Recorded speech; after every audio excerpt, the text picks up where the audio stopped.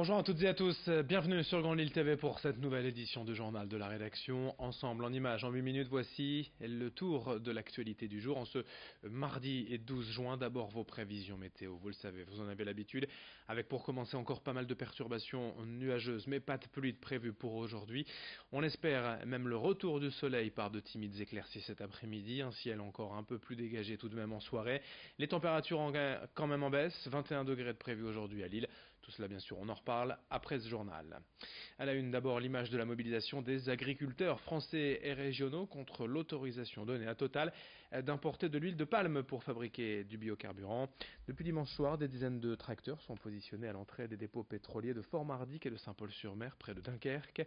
14 sites sont ainsi bloqués en France afin de dénoncer la concurrence de l'huile de palme, car aujourd'hui les agriculteurs peuvent fournir davantage d'huile de tournesol ou de colza pour fabriquer aussi du biocarburant, mais à des tarifs plus élevés. Les agriculteurs se sentent donc trahis après avoir investi pour la plupart dans ces filières. Ils seraient selon eux menacés par une concurrence impossible à combattre. Emmanuel Laveugle est agriculteur à Cambrai. On l'écoute au micro de Corentin Escaillé.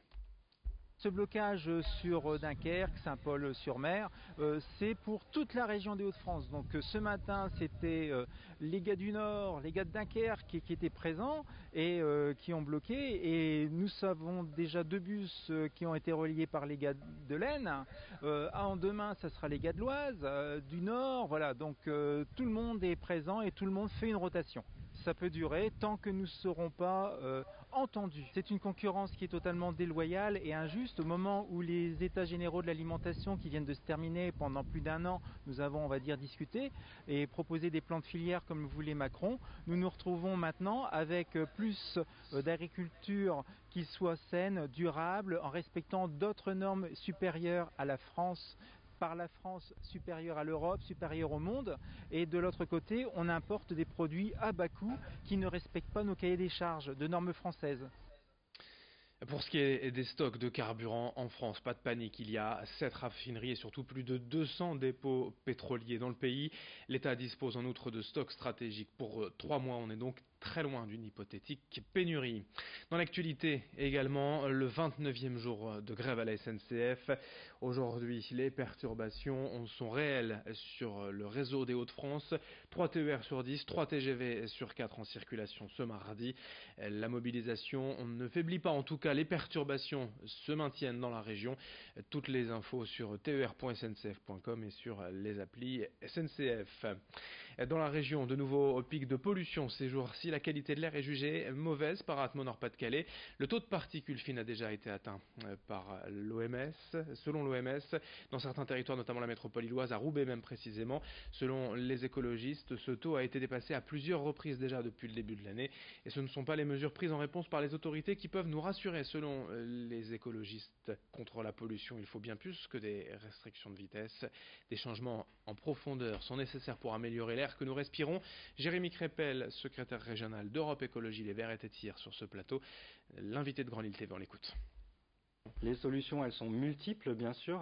Il faut d'abord agir sur la voiture en offrant la possibilité aux citoyens, aux citoyennes de se déplacer sans leur véhicule. D'ailleurs, les écologistes ont fait à l'AMEL 70 propositions qui vont de l'offre de stationnement réduite en cœur de ville mais augmentée en périphérie avec les parkings relais, de faire une agence par exemple pour avoir des personnes qui puissent conseiller en mobilité pour pouvoir changer de pratique de mobilité, parce que souvent ça fait peur d'abandonner la voiture et de passer au transport en commun. C'est aussi réduire le nombre de camions sur nos autoroutes.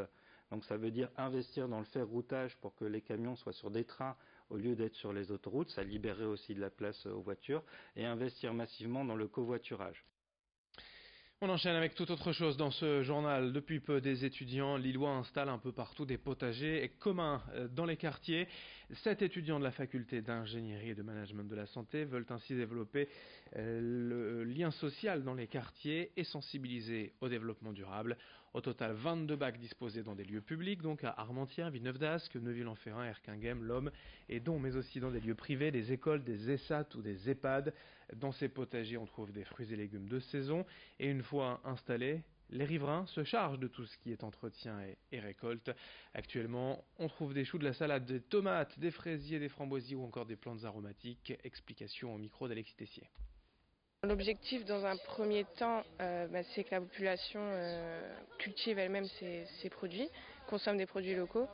Et il y a aussi la dimension un peu plus sociale, donc faire regrouper les gens qui mènent une activité ensemble, donc les personnes âgées, leurs petits-enfants, c'est un peu intergénérationnel en fait, pour créer du lien social finalement.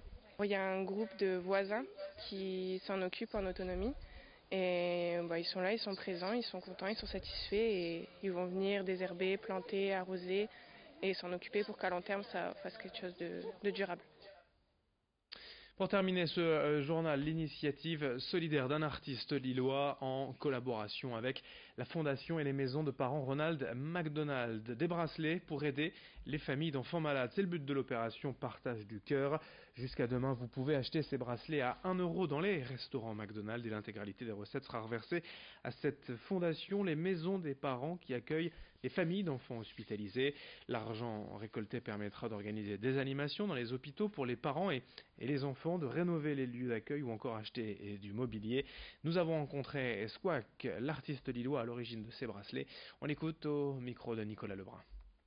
J'ai déjà participé avec la fondation Ronald McDonald, j'ai donné une toile, une vente aux enchères qui avait eu lieu à Paris. Et je voulais pas rester là, en fait, je voulais continuer, faire quelque chose d'un peu plus dans la longueur, en fait, participer. Et la maison, j'ai eu l'occasion de la visiter, la maison des parents à Lille, en fait, à côté du CHR, qui a été complètement modifiée. Donc j'ai rencontré les gens qui y travaillent, j'ai vu la structure. Et je trouvais ça vachement humain, je suis papa aussi, donc ça peut toucher tout le monde. Et je voulais continuer. Et développer, oui, ça va développer les maisons, ça va développer les activités. C'est pour ça que je voulais faire ça en fait. Fin de cette édition, merci à vous de l'avoir suivi. Dans un instant sur Grand Lille TV, vos prévisions météo, avec pour l'essentiel quand même encore beaucoup de nuages aujourd'hui, même si on espère les éclaircies de soleil cet après-midi, les températures elles seront en baisse. On en parle dans moins de 30 secondes. Très belle journée à toutes et à tous, ensemble évidemment sur Grand Lille TV.